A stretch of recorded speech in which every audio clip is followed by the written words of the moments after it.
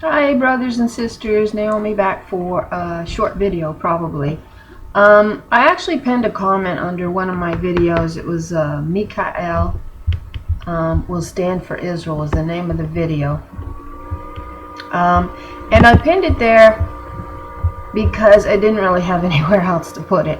And I thought it was an interesting comment, a correlation to connect for anybody who bothers to read the comments under the videos. And I had thought anybody hitting on the video, well, you know, they might be able to put some of this together.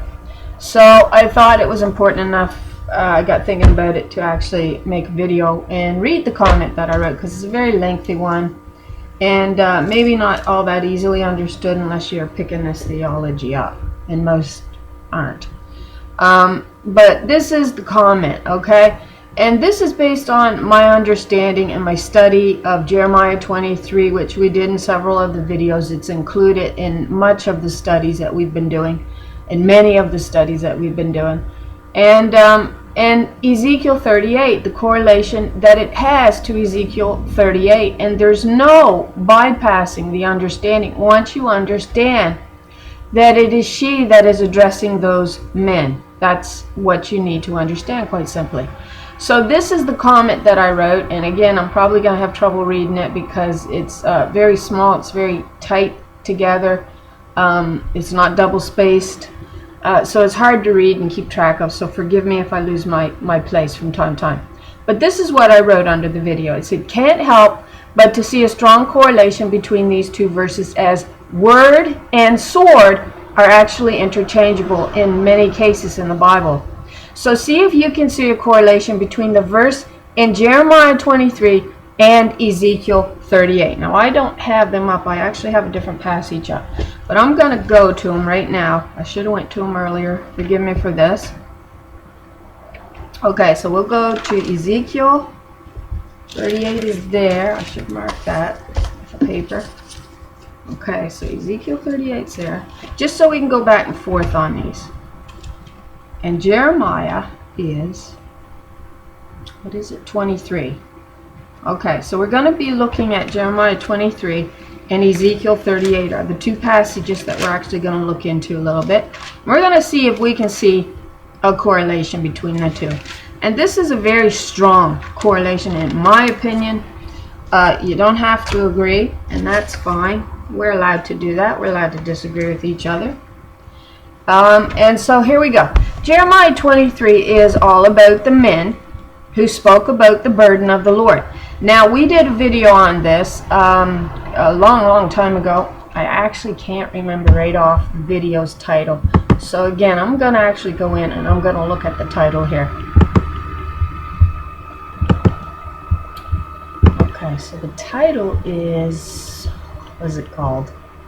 It was one that I did a long time ago, at the very beginning. Sorry about this.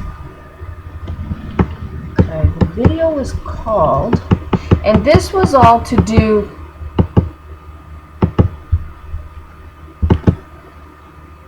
okay, so I had more than one that I did. Like I said, I did quite a few involving this particular passage in Jeremiah 23. But I know for a fact that two of them, one of them's called Woman's Mantle, the Great Shaking, and the Return of the Daughters of Zion. So I'll actually pin that under this video. And the other one that I did was called Removing the Yoke, Our Transformation, the Snare of Daughter Zion. So I'll pin that one too. So in both of those videos, we studied Jeremiah 23 to a degree. I don't know how deep I went into study on them. And there's probably several other videos that I did too. I'm not remembering them right offhand. But Jeremiah 23 is all about the men who spoke about the burden of the Lord. Alright? And in our study, we come to realize what the burden of the Lord actually was by putting passages together. Okay? And the burden of the Lord, they were considering the deliverance of the children through a she God, the true God. All right? which was the deliverance of the children through, of course, a female god. And they began to refer to this deliverance of the children as the burden of the Lord. All right? That's what they began to do. And that's what we recognized in our studies the more we began to comprehend how they completely dismissed the feminine out of the Bible and wrote everything he. All right? Simple reasoning in this creation. God says, you adhere to my creation, at least to a degree. And to the formula that I created was male and female, body and spirit. We are a twofold unit. We are not a triune, as they like to teach. And when you look the words up for the spirit, oftentimes you'll find heart, soul, and mind all linked back to the spirit. Why? Because your spirit controls all of those. All of those things, your spirit. If you have a wicked spirit, you're going to have wicked thoughts, wicked emotions, and your soul's going to be wicked. All right? If you have a righteous spirit, then you're hopefully most of the time going to have righteous thoughts, good thoughts. You're going to have good emotions, positive emotions, and a good soul. All right? And so for them to say we're triune, we're a trifold being, that's a barefaced lie, just based on studying body and spirit. That's what we are. We're a twofold unit. We're male, we're female, we're body, we're spirit. Remember the woman was breathed into the man in the beginning? Hello? You seeing a correlation yet? No, but you're taught not to use your reasoning. You're taught to listen to man-made words on a page as opposed to sense and reasoning. We do not see he as Godhead here on earth. We see male and female. And that's why God says you're without excuse. Now understand, as they began to twist the laws of God and man began to take control of the laws, they began to subvert the truth. They began to flip it around. And that's precisely what they were doing here. All right? So they were saying the burden of the Lord, the burden of the Lord. They were saying that the deliverance of the children was really too much for a female God. All right? That's what we come to understand. And they began to speak words of false prophecy, saying he had sent them when she, the true God, had not sent them. All right? So this is where men began to prophesy in the name of Baal. All right? So if you go in and you read Jeremiah 23 with the understanding of this exact theology, then you'll understand what Jeremiah 23 is addressing, along with what is actually being addressed in Ezekiel 38.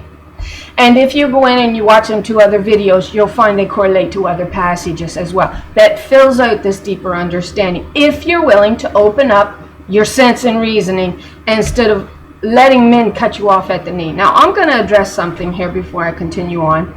And that is that I haven't allowed comments on my videos. And early on, I had opened up the first, 6 videos, probably 7 videos I pinned to comments. And there was several comments made, and I found myself getting caught up in that argument as opposed to pursuing my climb in the truth. And Mother said to me, the Spirit said to me on 3 occasions, and this is how I knew I was to do this. She said, you are not to argue your case, you are to present it. And she told me that 3 times. Now, I can easily get caught up in an argument. I'm not a great arguer. I don't like to argue. I'm very sensitive. I find I'll generally step back and just let the other person say what they have to say and generally not even address it. But it's easy when you're on the other side here to write words out. It's a lot easier to do that and to even get sidetracked onto something that you normally wouldn't. God said, dismantle or disable your comment section, because she said, I need you to follow me exclusively on this. Or she said, you're going to have your knees cut out from under you. And that's precisely what many comments are intended to do. They're meant to take your legs out from under you and to stop you from climbing to the truth. And that's why I'm addressing this. This is why I did not open my comment section, because they take the wind out of your sails. All right? And God says, allow me to show you the truth, and do not get sidetracked by these people who are only intent on hurting you. All right? And I hurt easy. I'm not saying other saints don't, but I tend to be very sensitive at heart. I know I come across as a big old fierce creature, but I'm really not. So anyway, that's the reason why I disabled my comments early on, was because Mother said, you continue to follow me. You do not get sidetracked, and you present, you don't argue. And I realize there's times that I myself have gotten quite fierce in my presentation, almost in an argumentative and combative way. And I don't mean to do that. It's just my nature. I ask for forgiveness on that. It's something that I work at overcoming all the time. Not to be so fierce in my responses. So, here we go. It says, this is where the men began to prophesy in the name of Baal. Now, the name of Baal, capital B, is Hebrew number 1168. But if you go back one number, 1167, it's B-A-A-L, and it's going to mean your husband, all right, as your Lord and your master. So this is an important understanding that we take away from the God Baal to your husband as Lord and master, which is Baal. And Mother says in Jeremiah 23, and she's addressing her daughters here, I believe. She says, you forgot my name for Baal. You forgot who I told you Baal was, which is your husband who wanted to rule over you as your Lord and your master. And she says, I'm going to take that name out of your mouth, because he's not your Lord and your master. I am. And they'll have in Hosea too, because that's where that passage is that you'll find. I'll remove the name of Baal out of your mouth. They have it as if it's a husband talking to a wife. There we go with man-made religion. A husband's got to rule in or reign in that wicked woman of his and teach her the truth, and he's got to clean her. Well, I can tell you one thing my husband has never done. He has never cleaned me. Never. My mother might have bathed me and bathed me as a child, but my husband has never cleaned me. Never. And but that's the theology that they teach, and that's what keeps you subjugated under those man-made laws, because that's the theology that they began to teach, which is what this is driving at. So it says, this is where men began to prophesy in the name of Baal, in the name of your husband. Your husband began to prophesy, but in the name of he. And then it became he for the Christians. It remained he for the Hebrews, or for the Israelites, or for the Jews or Judea. It remained just a he, all right? But this is where the shift over began, and they started saying, the burden of the Lord, the burden of the Lord. And so we bring in the burden of the Lord actually in Jeremiah 30, verse 6. But we're not going to say that right now. Okay, so, and they began to steal the words of his sister, because it was the daughters of Zion that prophesied in the name of Mother and gave the laws, the righteous laws, and the rules of heaven to govern mankind, which was known as the daughter Zion's birthright. All right? Man was her birthright to indwell as the Spirit, to govern, to teach the laws of heaven. Here, they began to steal the words out of their sister's mouth, is what it looks like. And it appears it is at this appointed time, all right, where in the events of Ezekiel 38, that God begins to bring to pass what she said what would come to pass in Jeremiah 23, all right? So she warns them and threatens them. If you take my word and you twist it, and you keep saying the burden of the Lord, the burden of the Lord, and you keep prophesying through a false god, then she says, I'm going to bring to pass that these words will become your burden to carry. All right. Now we've established what that burden was. It's the deliverance of the children.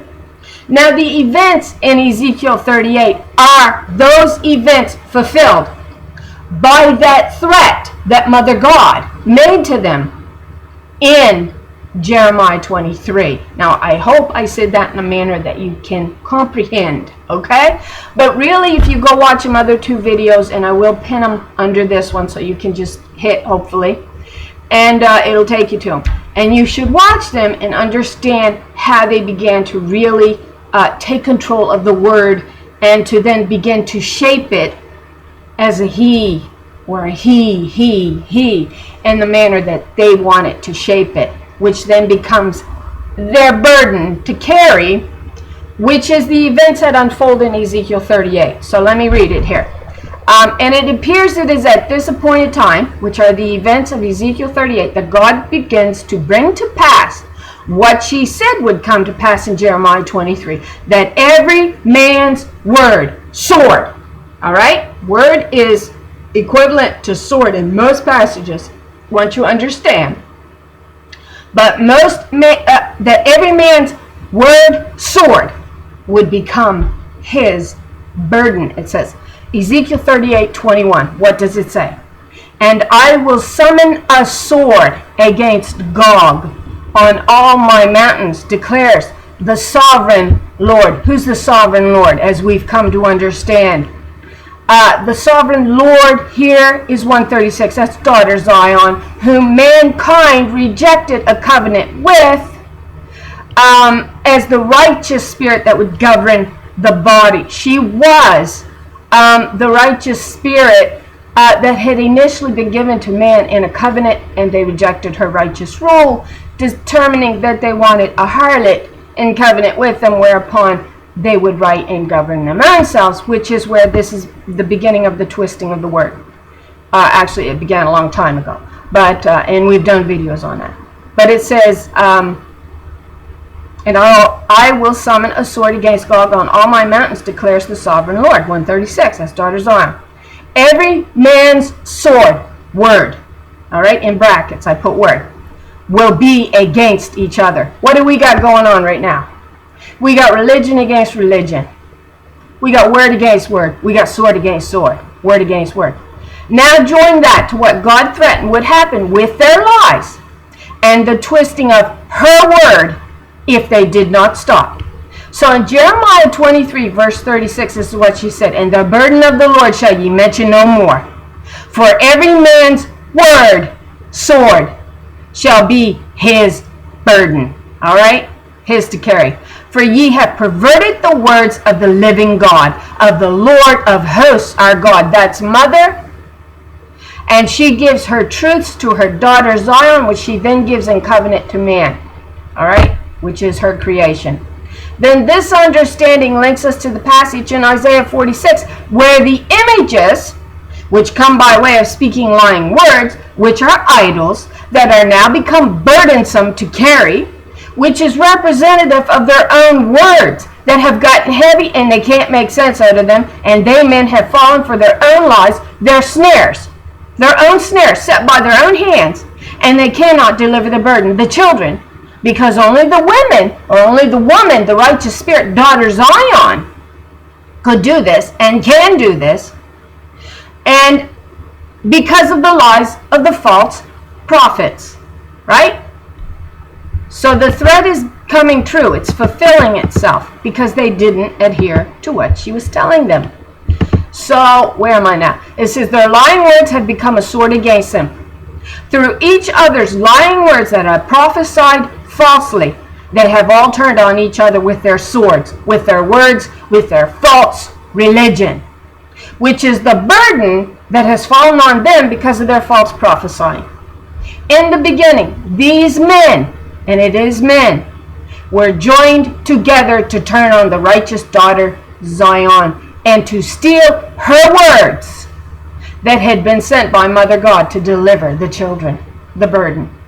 But in the end, their words have come to divide them, and with their swords, they all turn on one another. Their own religions, their own man-made religions are turning on each other. The fact that they are uncircumcised, meaning they have a covenant with the harlot, meaning that harlot said, go ahead, you make your own laws. That's what the harlot did. And that's the harlot that they hide in their heart. She says, no one sees me, in Isaiah 47. And that means that they're hiding the fact that their covenant is with the harlot, which is this man-made religion that puts a man in charge of it all. He, to even deliver children, to even form children and create them and birth them.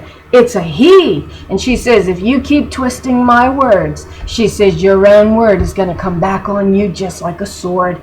And lo and behold, we got it happening right now. But at this time, it says the fact that they are uncircumcised, meaning they have a covenant with the harlot, will be exposed at this time, according to Habakkuk 2:16. And it is, thou art filled with shame for glory. Drink thou also, and let thy foreskin be uncovered. The cup of the Lord's right hand shall be turned unto thee, and shameful spewing shall be on thy glory. Lying and false male images will never save anyone, and they won't. The only one that can and will and ever could deliver the children burden was the Creator of all things, Mother God Almighty, and her daughter of Zion, daughters of Zion that were given in covenant to man to teaching the laws of heaven. The lying prophets will pay for their lying words, because it is what comes to divide them asunder like a two-edged sword. They kill each other. They cannot deliver. And the word you'd want to look up there would be 3444 Hebrew. Jeremiah 30 verse 6, what does it say? Why now do I see every man standing with his hands on his hips, as a woman in travail, and every face turned pale? Do we understand it now? Do we understand it now? Because there it is. Their lying words have now become their burden. All right? And that burden is the deliverance of children. And you can't deliver children through a false theology, through a lie. You cannot. What they did to daughter Zion in Habakkuk 2:15, causing her to birth, that's in Isaiah 26:18, empty doctrines, in effect putting her in constant pain, travail, because of the wine that they put to her lips. Now that was in Habakkuk 2:15, to make her drunk on empty and false doctrine and make her play their harlot, expose her nakedness. Now that comes upon them, and their own uncircumcision is exposed. Because to have a covenant with the harlot Babylon means man exalts himself and debases his righteous sister, the daughter of Zion. He is exalting the harlot in his heart, but he's been exposed now. The fact that he is not circumcised becomes exposed. The covenant that fallen Adam is preaching at us as the truth of heaven is in fact the covenant with the harlot spirit. It is not with the righteous spirit. All right? Christ came to claim her as the righteous spirit that governs the body, because he's the new heir, representing the new heir. So if he's the new heir representing the body, then she's the spirit that he claimed for himself to govern this body. And he says, you can blaspheme me and get away with it. You will not blaspheme the daughter Zion when she manifests on this earth in truth. You will not blaspheme her and get away with it. She's your life, and without her you die. All right? So this is what this is actually coming up on. You see it in the world. You see it exposed. All right? The fact that he is not circumcised becomes exposed. Daughter Zion now rises up with the truth and takes back her vineyard that was always hers. And that's what's alluded to in Song of Songs. Where is it? Which we've done this many times, this passage many times. Song of Songs, chapter 1, verse 6. What does she say? She says, Look not upon me because I am black. Black means to be without doctrine, to be without truth, to have empty doctrines in your mouth. All right? Look not upon me because I am black, because the sun hath looked upon me. My mother's children, sons, were angry with me. They made me the keeper of the vineyards, but my own vineyard I have not kept. You see? So you see what they did, how this is all adding up for anybody who wants to study.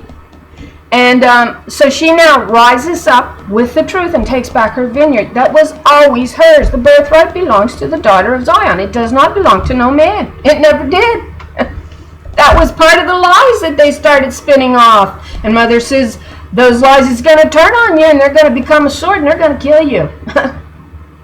Zechariah 2:7.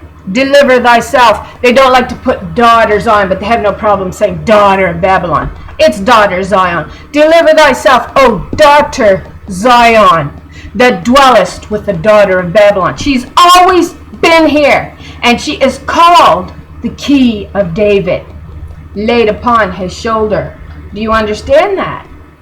Right? That's what Christ died on the cross for.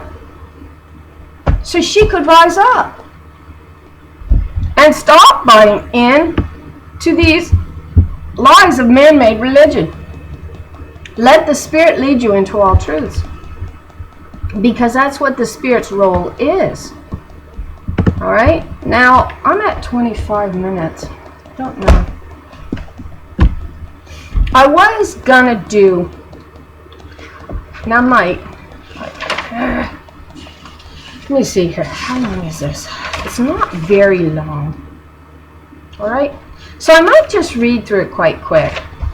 All right, but you know, the correct interpretation in Psalm 2, it's actually the language and the dialogue. Once you understand your numerology or your numbers of who God is from Psalm 110, right? You have mother, who is 3068. Then to her right, you have her son, who she sent, all right? Which his number is 113. And she says to her son, I'll send the strength of your rod out of Zion. That's daughter Zion. That's his key of David. And her number is 136. Now, when you understand that, you begin to understand other passages that you couldn't necessarily understand correctly. Because, you know, if you pay attention to man-made theology, they're going to always make something male, male, male, male, regardless. They're going to dismiss the feminine, all right, even if it is her. Now, in Psalm 2 it is. It's actually a discussion going on between mother and daughter in Psalm 2, once you begin to understand how to interpret it properly. So I'm going to just kind of read through it pretty quick. You have to use your brain when you're reasoning out text, all right? You can't just kind of skim through it and go, well, gee, I wonder what that means. You actually have to read it with the intent on understanding it. So it says, I wrote, the correct interpretation of Psalm 2 is actually Mother Lord, 3068, declaring her daughter, 136, as her daughter. That's actually what that is. And her anointed one. This has nothing to do with the son once you understand the dialogue. This part here, this Psalm 2, does not take into account the son. This is the dialogue going on between the mother and the daughter. All right? And what it looks like is she has finally gave an account of herself to the mother. That's what it looks like. A court proceeding has took place, and this is mother's answer to it, to the findings. All right, that's what it kind of resembles. So Psalm 2:1, why do the heathen rage and the people imagine a vain thing? Well, I put in brackets, the vain thing is man is God. Man is God. He, or he. It doesn't matter which religion you want to look at. They all are in uniform on that one. He, no she. Verse 2. The kings, that's men who set themselves up, of the earth, set themselves, and the rulers take counsel together against the Lord, who is mother, the creator of all things. And they certainly did. They took counsel against her and her daughters to remove them completely out of the way, to empower themselves as gods on this earth. And that's just what you got going on. I don't know how anybody can't see that. How men have been empowered against you. And women have most part been made to take the blame for it all. She's been made the harlot. When they need a harlot to make them look good, then they'll simply create one.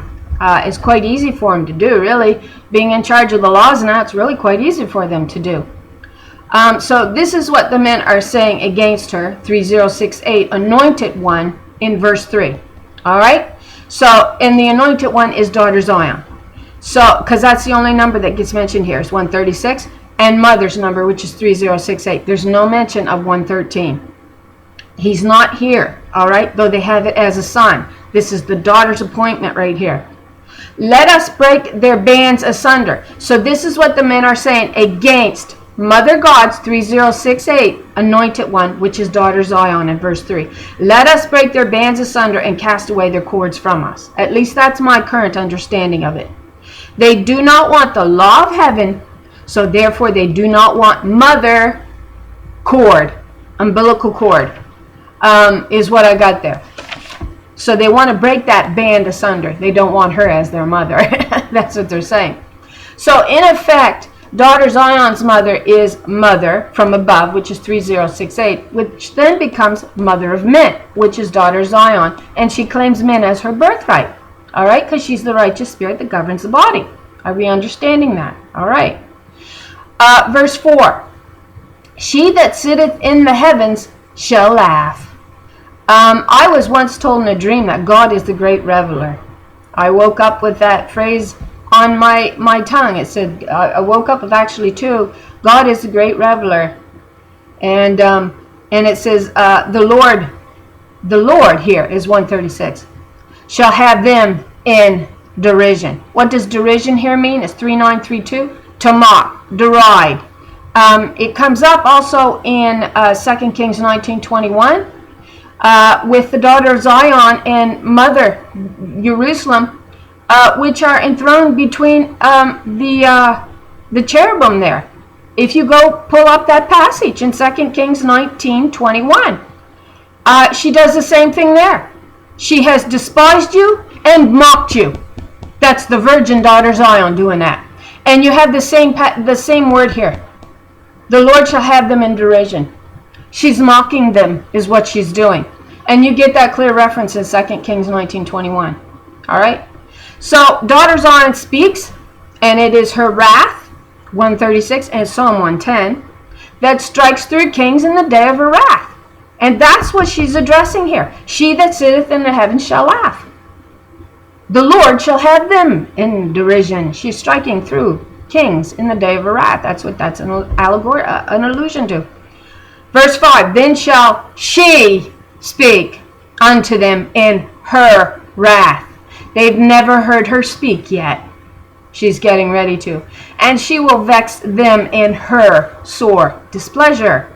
So Mother Lord, 3068, is speaking this verse in verse 6. Yet have I set my queen, not my king. She's talking about her daughter Zion, 136, which you found in verse 4. All right? That's her number. So it's not 113. It's not the king here. Yet have I set my queen, not king, upon my holy hill of Zion. This is daughter Zion. She is the branch of his strength, of Christ's strength, that sits to mother's right in Psalm 110. And for anybody who thinks it's Christ sitting to Christ's own right hand, there are distinct separate three lords with distinct powers that each of them are imbued with. And you'll know that there are three simply by the passage in Genesis 18. All right? So here we have, she has set her holy queen. That's daughter Zion. All right? And she is queen of the earth. She is. And so daughter Zion now declares the decree that is given to her by Mother Lord, which is 3068. All right? So in verse 7, it is daughter Zion declaring the decree that her mother gave her. All right? Once you understand this, go in and look at it for yourself and reason it out. Verse 7, I will declare the decree. The Lord, 3068, my mother, hath said unto me, that's daughter Zion, 136, thou art my daughter, not my son. This day have I begotten thee, have I birthed thee. How are we told we are birthed?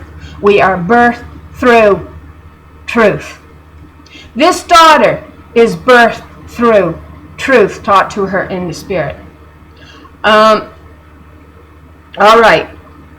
She, 136, continues speaking what Mother Lord, 3068, has spoken to her. And she's 136. In verse 8, ask of me, says my mother, says God, 3068, and I shall give thee the nations, that's the Gentiles, for thine inheritance, and the ends of the earth for thy possession. That takes us right back to Isaiah 49, where she promises her daughter that she will clothe them all like a bride doeth. She'll clothe them all as precious jewels, as a bride doeth. She's talking to her daughter's spirit here, who man rejected a covenant with.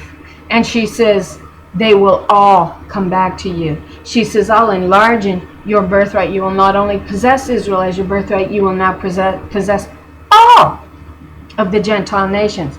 But once she wakes up from her sleep and she begins to understand who she is and what her role is, which is to teach the truth of heaven to her children, not his, they're hers. All right? That's what that passage is in Song of Songs 1:6. All right? Ask of me, Mother says, after she's presented her case and she's been found innocent of all the accusations by the harlot that accuses her and by fallen Adam that accuses her. But her beloved never accused her. Not once. He's with her. All right? Ask of me, and I shall give thee the nations for thine inheritance, and the ends of the earth for thy possession. All right, Mother Lord 3068 continues speaking these words to her daughter Zion, 136. The daughter Zion is still declaring in verse 9, Thou shalt break them with a rod of iron. Thou shalt dash them in pieces like a potter's vessel. All right? What's a potter's vessel? It's an allusion to the clay, to the body, to the wicked men that rejected her as their righteous spirit and ruler of the body. All right? And she is the branch, the power that comes out of Zion. So, daughter Zion is speaking what Mother God, Mother Lord 3068 instructs. Verse 10. Be wise now, therefore, O ye kings of the earth. Be instructed, ye judges of the earth. Serve the Lord. That's Mother. That's Mother's number 3068. She is saying, you serve me by serving my appointed daughter Zion. My righteous spirit I gave you in covenant. That's how you serve me. With fear and rejoice with trembling. Verse 12. What does she say? Mother Lord 3068. Threat to those who do not bow to her and her anointed one, who is daughter Zion, is given in verse 12. Kiss the daughter, not the son. Kiss the daughter, lest she be angry, and ye perish from the way, when her wrath is kindled but a little. Blessed are all they that put their trust in her. In who? In the righteous spirit. And it is her wrath. We're told it's her wrath in Psalm 110. And she will strike through kings in the day of her wrath. This is all about declaring Mother's daughter. That's what this passage is all about. And when you see the two numbers in it, it's 3068 and it's 136. Never does the king appear in here. Never does 113 appear there. All right? So, you disagree with me because very few is understanding it. But you understand the age of innocence, ignorance, is coming to an end. And it says, I'm beginning to understand this a bit more and more. It says that her truths, once she begins to rise up and stands up, it even reaches to the dead. Those that have passed on, that truth even reaches to them. Now, I actually did a video and the Spirit told me not to put it up. I did it about a month and a half ago. And she just would not let me put it up. She says, no, you can't put that up. You see, even the Lord holds back detail that the world is not ready or prepared to hear. If they're not even prepared to hear about her and her power and her daughters, then they're certainly not prepared to hear how it is all possible and what's been going on. And so anyway, there's a video. I'll post, like I said, them links to my other videos where I discussed Jeremiah 23 and some other passages and link them all together. And it might fill out your understanding greater. Very few are watching my videos. They're hardly moving at all. Sometimes I don't even think they're posting them. But at the same time, I realize man's got a hard heart when it comes to changing anything in the Word, because they've had it hammered at them so bad. You don't alter the Word of God. Sorry, men's been doing that for thousands of years. I don't know any male on the face of this planet with pure heart that isn't gonna take the Word and alter it. And yet we're told to put our faith in 50 men. a little over 400 years ago that translated the words, and oh, they did a perfect job. Not once did they take themselves into account and go, well, you know, it's really about us. Anyway, I'm not going to argue that. It's a fact. Look around you with your eyeballs, you know?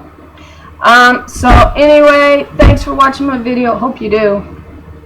Hope you go in and try to piece it together, because it's there. The understanding is there. A lot getting ready to happen, I think, in the very near future. I don't think we realize just how close we are. And again, I thank you. I thank Annie for watching and bearing with me through all my stumbling and staggering on words and giving the wrong passages and books when I really mean certain other books. So forgive me for that, and I thank you if you do. And pray the Lord blesses you in all that you're pursuing. And I hope you all have a really nice day. Thanks.